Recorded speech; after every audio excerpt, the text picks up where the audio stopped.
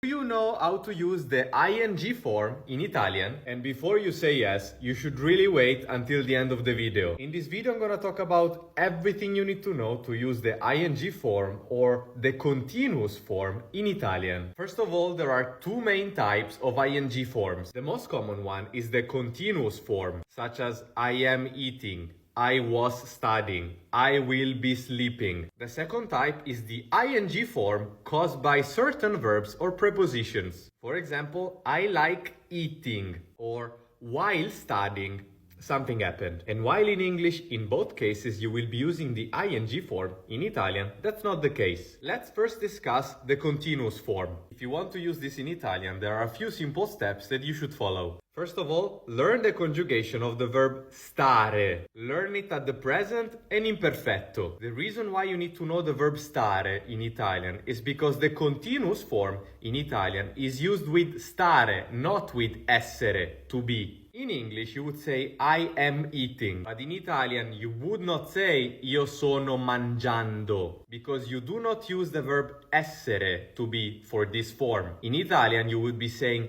io sto mangiando, because you need the verb stare. The same applies at the past. If you want to say I was eating, you will not be saying io ero mangiando, because again, you do not need the past of essere, ero. Instead, you need the past of stare, stavo. Io stavo mangiando. The second thing you need in Italian is to pay attention at the infinite of the verb. If the infinite of a verb is ending in are, the ing equivalent in Italian would be ando. If a verb is ending in ere or ire, the ing equivalent would be endo. Eating, mangiare, mangiando. Drinking, bere, bevendo. Sleeping, dormire, dormendo. So very simple. Whenever you want to use this in Italian, you need the conjugation of stare plus ando or endo at the end of the main verb. We are eating, noi stiamo mangiando. They were sleeping,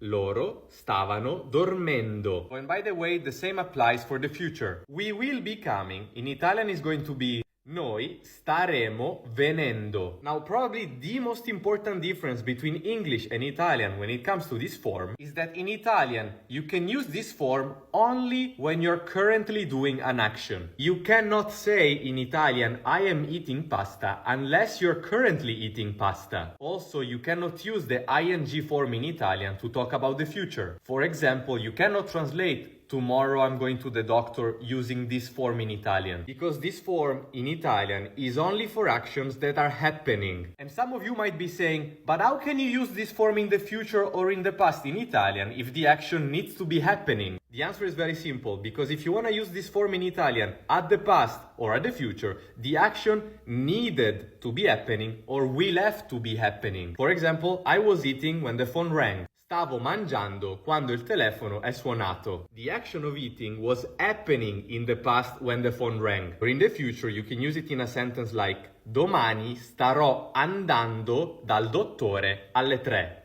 This means that at 3 o'clock you are actually going. So again, the action is happening also in the future. The second form of ing is after some verbs or some prepositions. In this case, in Italian, you do not always use the ing equivalent, gerundio. So I like eating in Italian would not be mi piace mangiando. In Italian would be mi piace mangiare. Or a sentence like while studying, something happened. In Italian will not be mentre studiando, something happened. It would be mentre studiavo, something happened. In summary, if you want to translate this ing form in Italian, you have to be very careful, because there is not a one-on-one translation with English. You would have to think about the meaning of the sentence and the sentence structure. If you want to translate this always right in Italian, you just have to get used to the language. Read books, listen to people speaking, and then you will start noticing some pattern. And now be honest,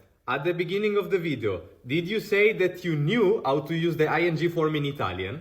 And after all of what I have just explained, do you think that you actually knew it? If so, well done, you are going to become a master in Italian. And if not, you certainly know it now. So win-win for everyone. And as always, enjoy learning Italian.